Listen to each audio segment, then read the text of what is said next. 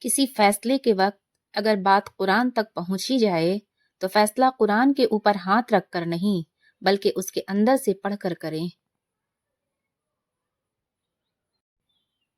خود کا minus point جان لینا ہی زندگی کا سب سے بڑا پلس پوائنٹ ہے۔ وہ لفظ ڈھونڈتا رہا تھا لرزتے ہونٹوں سے، ضعیف باپ نے بیٹے سے بات کرنی تھی۔ رسول اللہ صلی اللہ علیہ وسلم نے ارشاد فرمایا، رشتوں کے طے کرنے میں دینداری کو مقدم رکھو۔ نبی کریم صلی اللہ علیہ وسلم نے ارشاد فرمایا، ہر ایک چیز کی چابی ہوتی ہے اور تمام آسمانوں کی چابی لا الہ الا اللہ ہے۔ شیطان کو اولاد آدم میں زیادہ سونے اور زیادہ کھانے والا سب سے زیادہ پسند ہے۔ موبائل فون پاکیزہ رکھیے، کوئی نہیں جانتا کہ کب کس کی آنکھیں ہمیشہ کے لیے بند ہو جائے، پھر یہ موبائل یا تو اس کے لیے ثواب کا باعث ہوگا یا پھر جاری رہنے والا گناہ۔ فرمان مصطفیٰ، اے ابو ذر، جب شوربہ پکاؤ تو اس کا پانی زیادہ کرو اور اپنے پڑوسیوں کا خیال رکھو۔ عورتوں کی سب سے بہترین مسجد ان کے گھر کا آخری اندرونی کمرہ ہے۔ عورت کی میت کو نامحرم نہیں دیکھ سکتا تو زندہ عورت کس جواز کے تحت اپنی نمائش کرتی پھرتی ہے؟ سب سے بہترین کھانا روٹی ہے اور سب سے بہترین پھل انگور ہے۔ حضور صلی اللہ علیہ وسلم نے ارشاد فرمایا، اذان اور اقامت کے درمیان دعا رد نہیں کی جاتی، اسی لیے اس وقت دعا کا اہتمام کیا کریں۔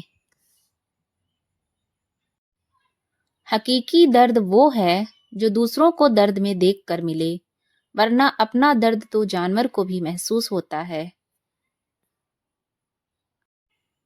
اذان کے 1760 حروف ہیں۔ اذان خاموشی سے سننا چاہیے۔ اذان کے ایک حروف کے بدلے 1500 نیکیاں ملتی ہیں۔ مکمل اذان سے 24,40,000 نیکیاں ملتی ہیں۔ دوسروں کو معاف کر دے، اس لیے نہیں کہ وہ معافی کے مستحق ہیں، بلکہ اس لیے کہ آپ ذہنی سکون کے مستحق ہیں۔ کیا خوب کہا ہے کسی نے، تیری کامیابی پر تعریف، تیری کوشش پر تانا ہوگا، تیرے دکھ میں کچھ لوگ ہوں گے، تیرے سکھ میں زمانہ ہوگا۔ علی باکسر کہتے تھے، میں سگریٹ نہیں پیتا مگر جیب میں ہمیشہ ماچس رکھتا ہوں۔ جب گناہ کا دل کرتا ہے تو تیلی جلا کر ہاتھ پر رکھتا ہوں اور خود سے کہتا ہوں، اگر یہ آگ نہیں سہ سکتا تو دوزخ کی آگ کیسے سہوں گا۔ بچوں کی تربیت کے بارے میں، جس بچے کی ہر وقت حوصلہ افزائی کی جاتی ہے اس میں اعتماد بڑھتا ہے۔ جس بچے کا ہر وقت مذاق کیا جاتا ہے وہ بزدل ہو جاتا ہے۔ جس بچے پر ہر وقت تنقید کی جاتی ہے وہ ہر چیز کو رد کرنا سیکھتا ہے۔ جس بچے پر ہر وقت غصہ اتارا جاتا ہے وہ لڑاکو ہو جاتا ہے۔ جس بچے پر بھروسہ نہیں کیا جاتا ہے وہ دھوکہ دینا سیکھتا ہے۔ جس بچے پر ہر وقت شفقت کی جاتی ہے وہ محبت کرنا سیکھتا ہے۔ جس بچے کو سچ بولنا سکھایا جاتا ہے وہ انصاف کرنا سیکھتا ہے۔ جس بچے کی ہمیشہ مار پیٹ کی جاتی ہے وہ بگڑ جاتا ہے۔ جس انسان کو سال بھر میں کوئی تکلیف، کوئی رنج نہ پہنچے تو وہ جان لے مجھ سے میرا رب ناراض ہو گیا ہے۔ سفید لباس پہنا کرو کیونکہ یہ زیادہ پاکیزہ اور خوشنما ہے اور اسی میں مردوں کو دفنایا جاتا ہے۔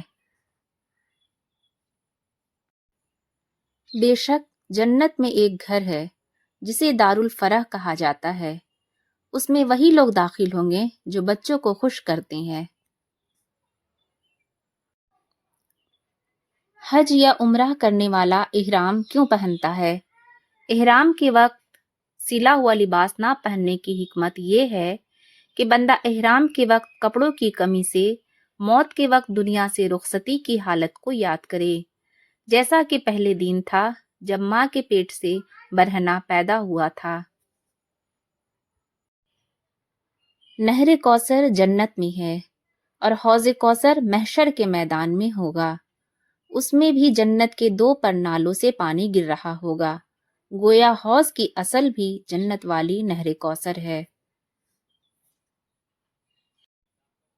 جب کسی قوم کے دسترخوان پر کوئی یتیم بیٹھتا ہے تو شیطان ان کے دسترخوان کے قریب نہیں آتا۔ ابو ہریرہ رضی اللہ عنہ سے روایت ہے، رسول اللہ صلی اللہ علیہ وسلم نے ارشاد فرمایا، ایک شخص کہیں جا رہا تھا، راستے میں اس نے کانٹوں کی بھری ہوئی ایک ٹہنی دیکھی، بس اسے راستے سے دور کر دیا۔ اللہ تعالیٰ اس کے عمل پر راضی ہو گیا اور اس کی بخشش کر دی۔ صدقہ کرنے میں دیر نہ کرو، ایسا نہ ہو کہ جب جان حلق تک آ جائے تو اس وقت تو کہنے لگے کہ فلاں کے لیے اتنا اور فلاں کے لیے اتنا، حالانکہ وہ تو اب فلاں کا ہو چکا۔ قیامت کے دن مومن کے میزان عمل میں سب سے زیادہ بھاری عمل اچھے اخلاق ہوں گے۔ جس کے دل میں رائی کے دانہ کے برابر بھی تکبر ہوگا وہ جنت میں نہیں جائے گا۔